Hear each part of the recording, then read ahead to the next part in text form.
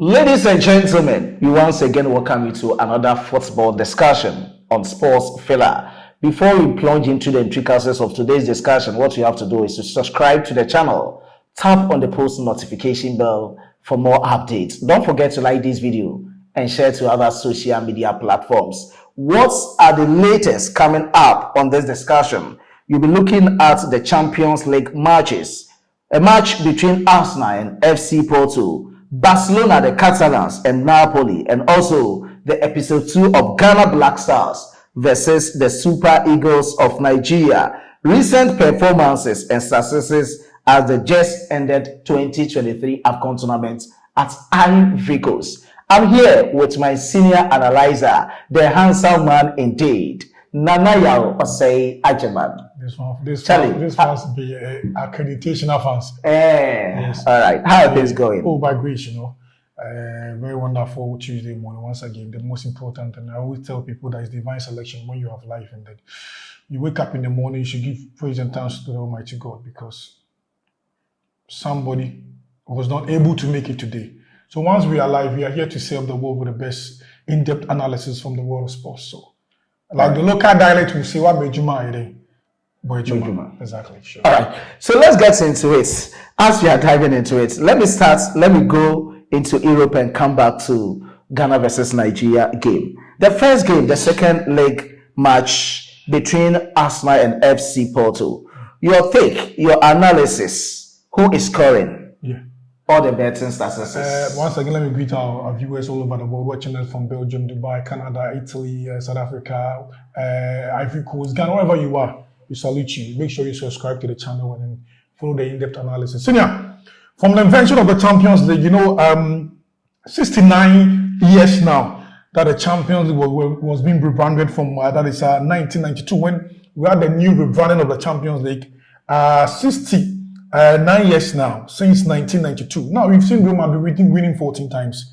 The Galacticos, we had Milan, AC, winning it 7 times, followed by Liverpool, 6 times, and the Bayern, 6 times. It tells you how very criteria, how very decorative the Champions League is. I've said this before that aside the FIFA World Cup money, and the next biggest ultimate trophy on this planet is the UEFA Champions League. And that is how all the big guys are being called into action. Now, you go into the Champions League history a little before I come into the Arsenal game. You've seen Alfredo Di Stefano, who won the Champions League consecutive time from 1956 to 1960 with Real Madrid. It has never happened in terms of history of the UEFA Champions League. Consecutive times from 1956 to 1960, a certain Alfredo Di Stefano with Real Madrid. And it tells you that Madrid themselves have really dominated the Champions League. But so when we go into Arsenal versus FC Porto. Now, Arsenal, in their last 6 games in the EPL, have won all those matches. Now, they are leading the table in the EPL.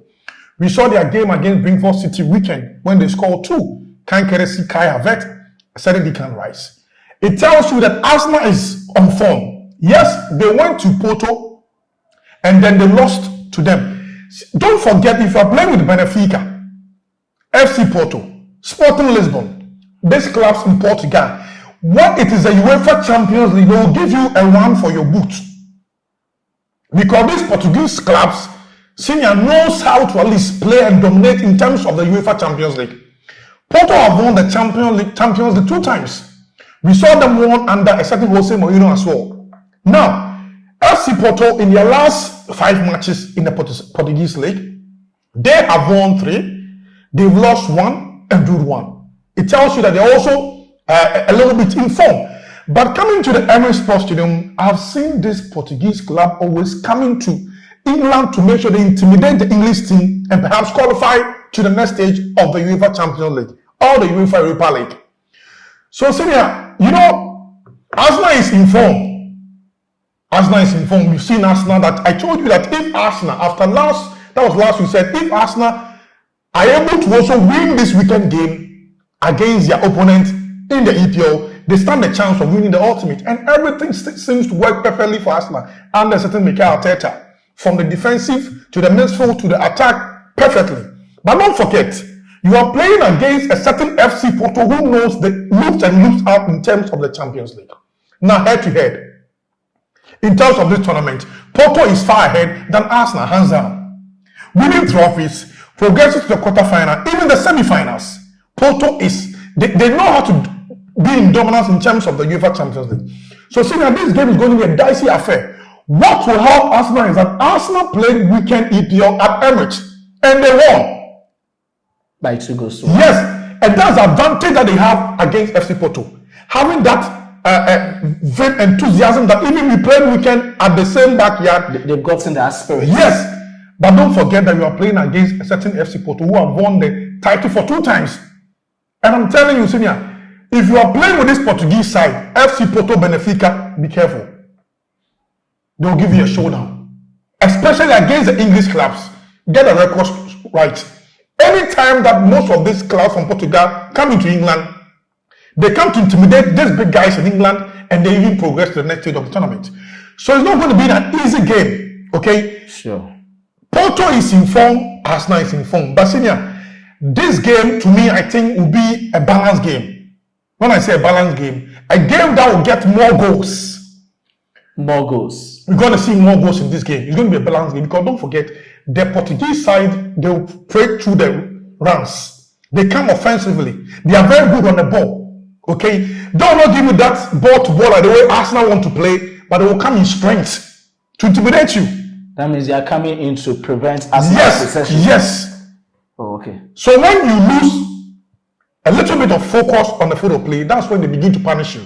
We have seen instances that Benfica have done this, that Porto have done this against. We saw Porto against Bayern. We saw it, what they did to them. Sure.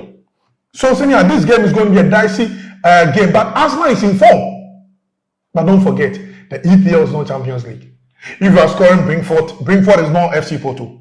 Oh, okay. The Champions League is where the big boys are being called to act. So I think this game is going to be a balanced game. We're going to see more goals, but I'm going for a slight margin win for Arsenal. Oh, okay. For Arsenal, because they are playing at their backyard. And they lost in the first game. Yes. By goal to nil. Yes, at Porto. Yes, at Porto. So I think Arsenal is in form. If Coach Mikel Arteta get everything right with the players that he has, the Martin Rudigers, the Declan Rice, the Kai Havertz, Jorginho, and the likes, I believe Arsenal, even though goals will flow, but Arsenal can at least get a slight goal over the goals that will flow and win over FC Porto tonight. And which position is Arsenal going to use to counter in order to get all these goals? I don't think they are going to operate from the wings or they are going offensively from the middle. Arsenal is going to go offensively from the middle. Oh, okay. Because when you have a certain Martin Odegaard in the midfield, Jorginho, Declan Rice in the midfield, Arsenal's game that last weekend match that they played, they won by 6 goals. I told you they won the game through the midfield. Oh, okay. And that is what is doing the magic for Arsenal now. Against Sheffield United. Sheffield United. And don't forget that when you have a certain Bukayo Saka, as well Kai Havertz, now Kai Havertz is beginning to get into the boot of Arsenal, scoring goals. But Arsenal is going to dominate the game through the midfield. They're going to operate more in the midfield. So it's going to be a very interesting game. But to me, I'm telling you, you're going to see more goals. But Arsenal can double out with a slight win, even when there are more goals, to get that 3 points over FC Porto tonight. Okay, so what is your prediction for the game? Arsenal versus FC Porto. I'm going for Arsenal 2 goals to 1 win over FC Porto. 2 goals, 1 win, yes. That means Arsenal 2, Porto 1. From there, that will be a penalty shootout, right? Yes. Okay, yes. That is Nane's prediction. Now, let's move straight forward to Estadio Olympic Luis Company. That is a game between Barcelona and Napoli. A crucial Titanic Lanche encounter, indeed. Yeah. Senior, since 2014-2015 season, FC Barcelona have not won the UEFA Champions League. We've seen players like Andres Iniesta, Sergio Busquets, Carlos Puyol, and the like, Samuel Eto'o, Gaucho themselves, that at least under Frank Rijkaard, we saw what they did. Winning those ultimate, what Pep came to do with Barca, those days when he had Lionel Messi, winning those ultimate. But now, things are not going well for Barcelona. Yes, Barcelona went to Italy and they drew against Napoli. But now Napoli is on the 7th on the league table. In the Serie A, defending champions now at the 7th position. It's quite very frustrative and it doesn't sound well. We saw what they did under Luciano Spalletti in the Scudetto last season, winning the ultimate. But this time around, things are not going well for Napoli. Yes, Barcelona are also on 10th position in the La Liga table. Yes, there's no doubt. But see, anytime you are playing with the Italians, they want to mafia you. Because Italians will intimidate you. Yes, informal, to me, I think that Barcelona is a little bit ahead of Napoli in terms of form guide now. Because going to Italy to get that 1-1 draw with Napoli has been something that we've seen a long time from Barca in terms of the Champions League. Sure. They've dropped. But to me, I think today's game is a massive win for Barcelona. Why not? Because now they have 1 goal in their locket. Exactly. They only need to make sure they get a goal early to seal it and then qualify. Okay, so even though I think that Barcelona have 1 goal in their lockets, in their dressing room, that today they only need an early goal to seal them through. But if you are playing with Inter, Juventus, AC, Napoli, Senior, that's what I'm saying, that we've seen so many Italian teams coming to Spain, going to Germany, okay, England. I'm talking about this Napoli team. Yes. The current form. Yes, but I want to build the angle from, not even the current form, how the Italian teams always want to mafia their opponent away. When it's left with even 1 game for them to progress to another stage, it doesn't matter whether they are on form or not. They want to intimidate you. Oh, okay. So yes. If you follow the histories, it doesn't really matter when an Italian team comes to England to play with United. Okay? And that Italian team needs just a point to progress. They will intimidate you, even though they are not on form. You see their defensive, they will be very aggressive there, hold on to the ball, give you that physical strength to frustrate you, and they progress. But form-wise, I think this Napoli team do not have that strength enough to come to Spain to frustrate Barcelona. Barcelona stand favorite in this game to at least get 2 or 1 goal to progress to the next stage under Xavi. The most important thing that Xavi should get is formation right, tactical board right, come in with the right players to mark them, and at least if they're able to hold them in the first half, get that early goal.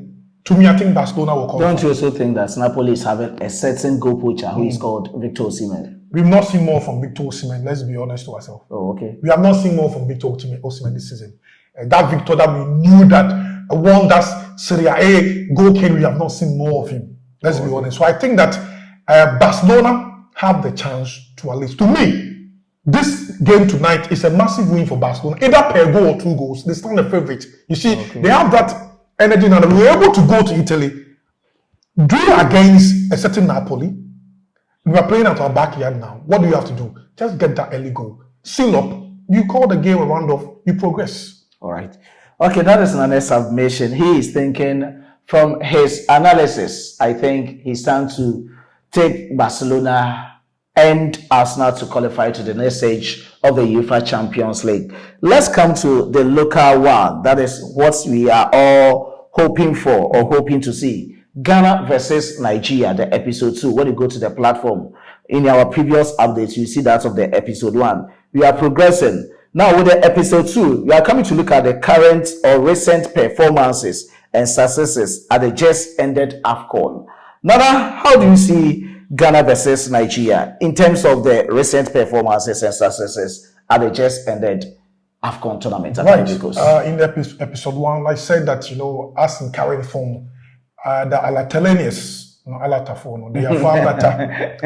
They are far better than us in performance because of what we saw at just ended AFCON at Ivory Coast. But let's be honest and take match by match in the AFCON. The games that Nigeria played, ball possession, total shot on target, even free kicks that they won offensively. Let's calculate it and let's take Ghana's one. If you're dividing this by even 2, I would want to give Ghana 20% and give the Ivorians 80%. The Nigerians. Yes, the Nigerians 80%. But we weren't able to progress from the group stage. But they went straight to the finals. It doesn't really matter because you saw that the Nigerians, even though getting difficulties in their first matches, but they were getting those ball possession, winning those free kicks and certain things, getting those important goals. And Ghana too were scoring more goals. Yes, and I think Ghana struggles at the 2020. Ghana, we weren't clinical enough in terms of field of play as compared to Nigerians. Comparatively in the group stage, we did better than Nigerians in terms of scoring goals. Yes, that is where if you don't take it, you get it wrong here. Let's take it from this angle. Nigeria's first game that they played against Equatorial Guinea. Yes, they really struggled in that game very well. Now, look at the team Nigeria played with, okay? Look at the teams that we played with. Let's take away Egypt from our group. Which better team was there? Is it the Cape Verde or the Mozambique? Cape Verde was also able to progress to the quarterfinals. I'm talking about we coming into the tournament. Okay, you wouldn't want to rate Cape Verde over Ghana, Mozambique over Ghana, but Super Eagles have Ivory Coast, the host nation in their group. They have Ivory Coast in their group, the host nation. So it tells you how things were being rounded off in terms of these two nations. I'm saying that our teams Nigeria played with, they have a certain elephant of La Côte d'Ivoire who are the host nation. They played against them. Okay? Look at the Ghana group. Taking away Egypt, I'm telling you, coming to this tournament, everybody thought that Ghana will win against Cape Verde and the Mozambique. And let's look at the ball possession wise. It doesn't matter that Ghana was scoring goals and winning. Ball possession. From Ghana's game from match day 1 till. Let's take the infringement that Ghana committed, certain errors that Ghana did. And we have to know those. Yes, and we put all together, we divide, we subtract, and we make our calculations. And to me, I'm telling that if you are bringing all these things together, if I'm striking it to me on my part, I think that from ball possession, ball on target, total shot, even winning infringement and everything, the comportment on the field of play, the teamwork, the accuracy, how Nigeria players were being handling the ball maturity. We take all those factors, we calculate. The energy level. I think they were better than us in everything. Let's be honest and face the fact and make things right and set the standard across everywhere. Fine. We know this is regard to the Ghanaian national team, but let's be honest. Take Nigeria's their rating from match day 1, ball possession, total shot, total whatever. Take everything, even their corner kicks, and rate them and put them together. You will see that in terms of that total numbers and how you want to rate them, the Super Eagles were far better than Ghana. If I'm taking it out in it's 100, I'm giving Ghana Blasters 20%. I'll give the Super Eagles 80%. All right. So my question here is, we are all coming into another game with different technical team, of which that one too might be a factor. Sure. Exactly. So what do you think? Would there be any differences, as you are saying, as compared to what's happened at the just ended AFCON at Ivory Coast? Yeah, I know there will be new players that the coach that will be taking charge of Ghana want to also call. Same as Nigeria. Nigeria, yes. But we've seen this, even Omar Sadiq and the likes join the Nigerian national team. Yes, he did, yes. Oh, no. But I'm saying that, you see, this is an avenue for every coach also test players. Okay, so we're going to see a different ball game together. Even though Nigeria is now better than us currently in terms of continental football, they are better than us. Player by player, they are far. And do you think form wise will be factored into this game, because we have a long-standing history or rivalry history? Let me put it that way. Yes, I know that. That's why I'm saying that when Ghana and Nigeria are playing, anything can go. Exactly. Anything can happen, but form also play part in games like this. Okay. Sometimes even panicking and fatigue set in sometimes. You think now when Ghana was going to play against Nigeria and Kumasi, the guys themselves, some of them knew that this fight is even heavier than them. And at World Cup qualified, they knew. When we went to Abuja, when they came to equalize, see how the guys were struggling on the field of play. They knew. We could have seen that from even the bench. One of the players were on their feet, Ghanaian players, waiting for the referee to whistle. They know the fight was above them. They know what the Nigerians carry. They won't play anything. At the end, we were able to manage. Yes, Nigeria wouldn't play it, but after the individual qualities that you don't take care, they will punish you. Now, see, if I'm taking Kudus Mohammed, Jordan Ajew, perhaps Thomas Partey, I won't even have put Partey because Partey form have degraded and it's coming down. And I have not seen more from Partey in terms of national team when it comes. Maybe technically you are not seeing that. Yes, and most of Ghanaians will side with me that Partey have not made most as he does for us now. Fine, you tell me Partey had the early goal for us in Abuja, but let's be honest. Even the World Cup we went to Qatar, let's be honest to ourselves. But you were talking about names who play football. Yes, I want to figure on my players that I want to take in the Blasters team, which I think for now I don't want to add Partey. Oh, okay. I'm not adding Partey because Partey wasn't part of the AFCON that we went. Even though Partey have been an integral part of the Blasters. See, now let's be honest. And most don't think he was missed in the AFCON. Fine, he won't be missed. But the question here is that how many impacts has Partey made for the Blasters in the game that he featured for? Yeah, you get certain passes accurate, not fantastic. But making an impact, leadership role when there's difficult times, most Ghanaians will tell you And that. the question here too, what has his replacement too done? Yes, but we're grooming. We're grooming. And We have to compare. Yeah. We are taking someone out. Yeah. We are bringing someone in. What is the person also coming to do? See now we saw in order to supersede. we saw Salad and like delivering and doing Majid Ashimeru doing wonders at the AFCON. We saw Majid Ashimeru. And it depends. Partey can be a defensive Yeah. or a central midfielder in the game. Senior, I think that you see our viewers out there will understand that the form of Partey have degraded. Oh, from now I do understand. Okay, of course. And this is a Blasters that The injuries are yes, quite worrying. people are calling for a rebranding and reshape of the Blasters. Okay, and I'm saying that individual players, fine. Partey has the name because he plays for Arsenal. Even form wise, let's compare Partey now. Form wise, Partey form with Calvin Bassey. Calvin Bassey. Yeah. Calvin Bassey. That guy is now far better in terms of holding ball, dominating speed, pace, and everything more than Partey. And that is what I'm calling for. We're praising from the defense. I know. But that's what I'm saying, that individual players. Oh, okay. Individual players, the Nigerians now, from their defensive goalkeeping sector, they are better than us. Fine. This is a friendly game that both nations want to try their players. I'm saying that do not underrate these two nations. Anything can happen. In terms of Ghana and Nigeria, anything can happen. Since 2008 that we met them in the AFCON, anything can happen. But I'm saying that per what I saw from Nigeria, when all lost were being taken away and all hopes were not there in the AFCON, look at where they were able to progress and get to the final. Okay, and then they lost to the host nation, that is Ivory Coast, becoming the first runners up of the AFCON. So to me, if you want to put things in the ground, do the permutation, get the figures right from the AFCON that we went and carried from. I'm telling you, if you want to divide them by set, conclude on it. The point that we have to give to the Super Eagles will be far better, far huge more than the Blasters. All right. Don't forget that most of the Ghanaians are calling for the rebranding of the Blasters. You know, some of the players that in the Blasters even don't deserve call-ups again in the Blasters. But look at the call-up that Nigeria coach have made. Most of the players that went to the AFCON are in the call-up. 90%. In the 26-man squad. But I'm telling you that you're going to see different names in our call-up because of the lambasting and how Ghanaians are calling for a change and some names that are also popping up.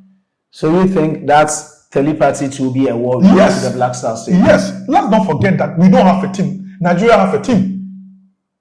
We don't have a team. Nigeria have a team. It doesn't matter if Nigeria have called other new players. They have called most 90% of the players that went for the AFCON. They played themselves together. They have a team more than us. Before the AFCON, people were lambasting Nigeria that they are even losing to Namibia and whatever in their own backyard in the pre-friendly game towards the AFCON.